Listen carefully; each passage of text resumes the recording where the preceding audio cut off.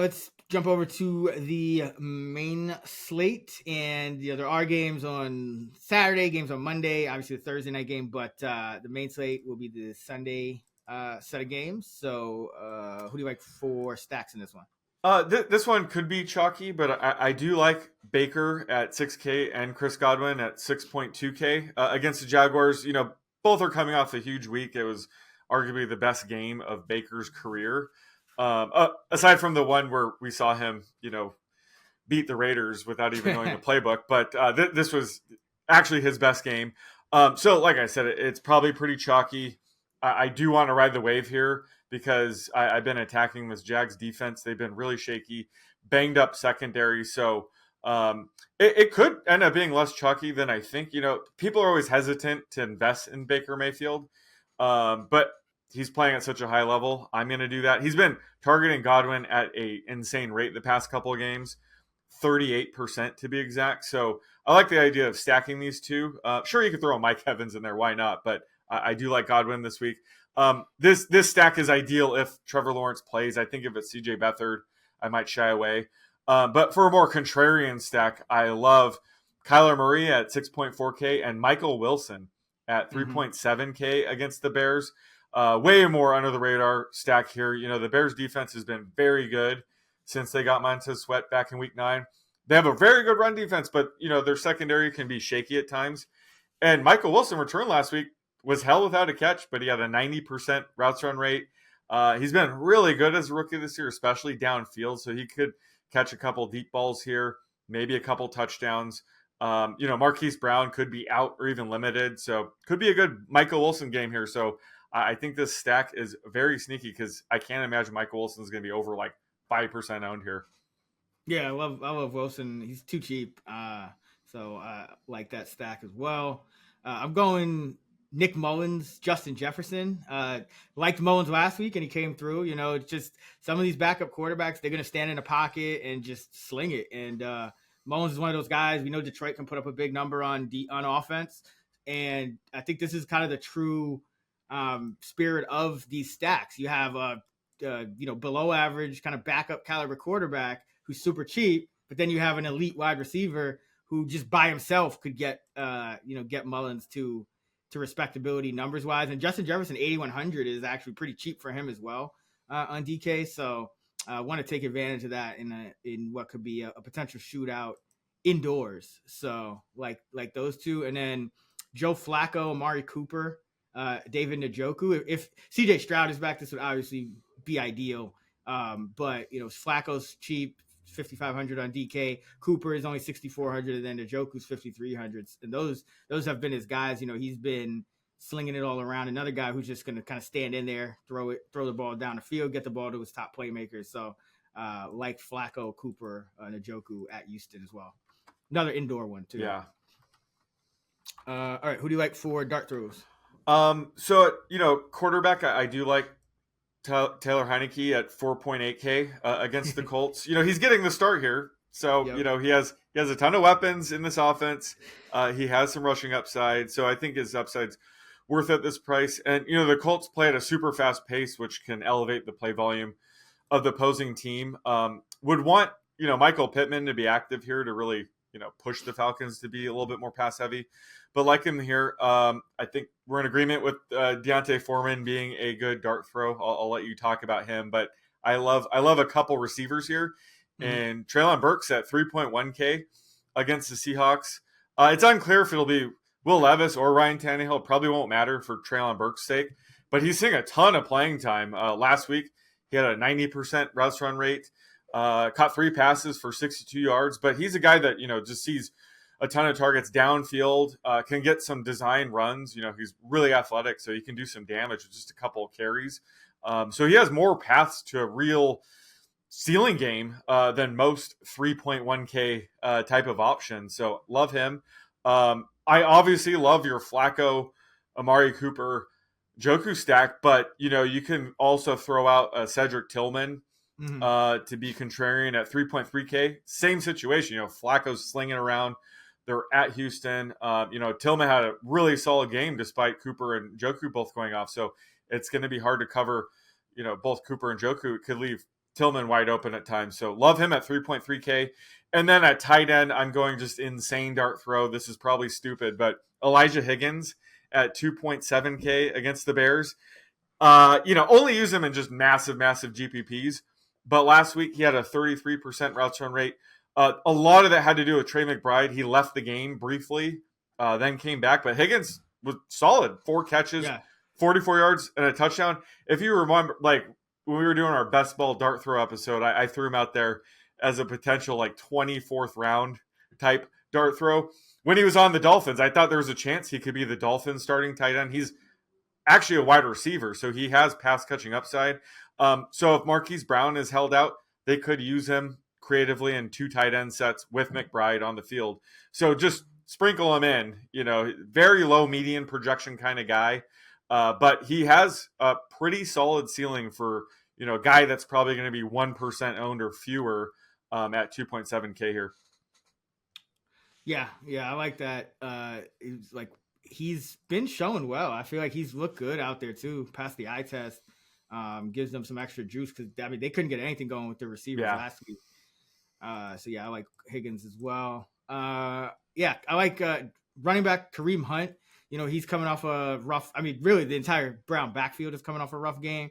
But I think people might hesitate because Houston has been pretty good against the run. They're up to 5th in DVOA, but Hunt is really, his value is he's getting most of the short yardage goal line type work. And so a lot of weeks he's going to get just as many carries as Ford. And I do think the Flacco, Cooper, Njoku, those guys will probably be more popular, even if it's without Flacco, just, in terms of ownership. So Kareem Hunt at 4,800 on DK, I think is interesting. And you already mentioned Foreman at 4,700 against Arizona. You got a home favorite lead back here coming off a bad game. So another guy, I think like to invest in as a post-hype kind of bounce back guy. A wide receiver, Jameson Williams, 3,700 at Minnesota. Indoor game. His route participation has trended up, especially since the bye. Last week, he was over 70%, and he was running more routes than Josh Reynolds. So didn't have much to show for it in the box score, but that's, Jameson Williams is going to be a volatile guy. I know we talked about this before the season, so want to invest in him while he's still under 4K. And you mentioned Wilson, love him as well. All the underlying metrics are good, just Arizona could not crack that San Francisco pass defense last week with their, outside guys, but this week it could be different against the Bears. And tight end, I think we talked about this in the last pod, but Carolina's been great against tight ends. So I think Tucker Kraft might not get as much ownership. So this is where I'd be more willing to invest in him. He's 3,700 at Carolina, but he's been on the field pretty much every single pass snap these last few weeks since Luke Musgrave went down. So like Kraft here, tough matchup, so that might lower his ownership a bit. Yeah, obviously love the Foreman call. It devolved back into a 3-way running back committee last week. It was against the Browns, though. Foreman struggled. I do like the idea of buying low. Great matchup against the Cardinals. So he could, his ceiling is ending up with 15 plus touches here and a couple touchdowns. So yeah, sign me up at 4.7K. All right, let's jump to DK, build some lineups. My lineup went 133.4 last week. Okay, yeah, I had 137.5. Nice. So yeah. It's a close one. Just edge, but wait, we write yours down. CeeDee Lamb shit the bed for me. I'll go with the Jets defense at 3,100 against Washington. I was considering to take them early because I don't know who else outside of that I would be. Got to go with the onesies if Plus, my defensive projections are always under construction when we record, so I just knew that one was a great play. Damn it! Well, eyeballing it. Yeah, just eyeballing it. I'm gonna have to. Well, then I'm gonna lock in Singletary at 5,500. I think he sticks out like a sore thumb. All right. And if you have him RB11, he's gonna really stick out to you. So you gotta lock him up early. Oh yeah. Okay, that's a good one. Let's see. So I'll get the other guy that I'm super high on then, Chuba at 5,700 against the Packers. 20 plus touches in each of the last 3. So Zay Jones is questionable, right? Like he might not even play. Yeah. Yeah, Damn it. Tim Jones subs in for him. Wide receiver pricing is phenomenal this week. It's like they took my projections almost. Like it's just all right. Yeah, a little tougher. Rough.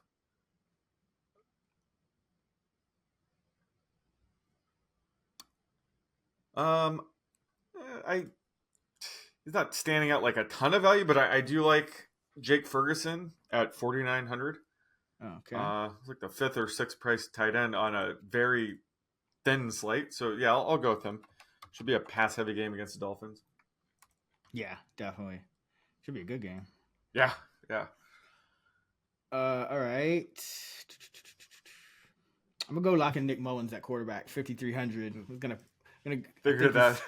Yeah, gonna be a shootout, and the Vikings. They don't, even though Ty Chandler scored last week, they don't get many rushing touchdowns. So, Yeah. hoping Mullins could give me that poor man's Kirk Cousins outing yet again, over 300 yards last week. So enough. Yeah, way too production. cheap. And that game was Saturday. They had plenty of time to adjust. It's not like the Yeah. Monday night pricing where it's like, missed that one. I figure you go there. Now it's who knows where I'm going at quarterback. I mean, tight end pricing is really good. Wide receiver pricing is really good. Running back pricing is good. Just running back is such a shit show. Yeah. Like Jonathan Taylor or Zach Moss could be top 5 backs this week. We don't know. So I'm going to go with Rachaad White. He's by far my top running back with no uncertainty whatsoever. Right. No Christian McCaffrey. So he could have a really big edge on this slate. He's 7,400. Obviously, I like Baker and Godwin, but he is way too cheap here at 7,400. So I'll go with him. Yeah, love it. I mean, he's been just balling. You had him last week, right? Yep. I'm pretty sure you had him. Okay. Whew. Yeah, he's been unreal. All right, let's see. So I got just under 6K average for running back, 3 wide receivers, tight end, flex. I'll go with Njoku at tight end, 5,300. You know who's too cheap after Monday Night Football? Jackson Smith and Jigba. Yeah. 4,500 against the Titans. I mean, he is really starting to break out. It's just tough because both Lockett and Metcalf, they missed one game combined between the two of them. So yeah. But if Lockett and Metcalf were both out, I mean, he'd be like Amon-Ra St. Brown. He's a similar type player. Yep. Just that's the only thing holding him back. It's not him personally, but man, he's starting to look really good. Yeah, absolutely. I mean, game winner last week. Yeah, should have had another that would have been the game winner a couple weeks ago too in prime time. Oh yeah. Right. So man, let's go. I love these bounce back guys. So let's go, Bijan. Again, 6,300. Price is low. Worst game of the year. Yeah. Perfect time. Yeah, just all these running backs have question marks. Yep. Obviously he does, but I mean not as much as some of these other guys in this range. Yeah. And his price is decent, 6,300. Yeah, totally. God, this is brutal. I'll go back to that. Whatever. So let's see. I mean, this guy I got to spend down at some point. We're both high on him. Might have a lower floor than most guys I like to take in this, but Michael Wilson just at 3,700. Yeah, he has the playing time. I think that had to be his first catchless game of the season. Typically, he's good for 3 or more receptions. So got to take him here. So I'll go with Michael Wilson. Yeah, I like him too for a bounce back. All right, I got just over 6K for 3 wide receivers and a flex. I'll go with DJ Moore, 6,900 against Arizona. Kind of a bounce back spot for him. Didn't do too much last week.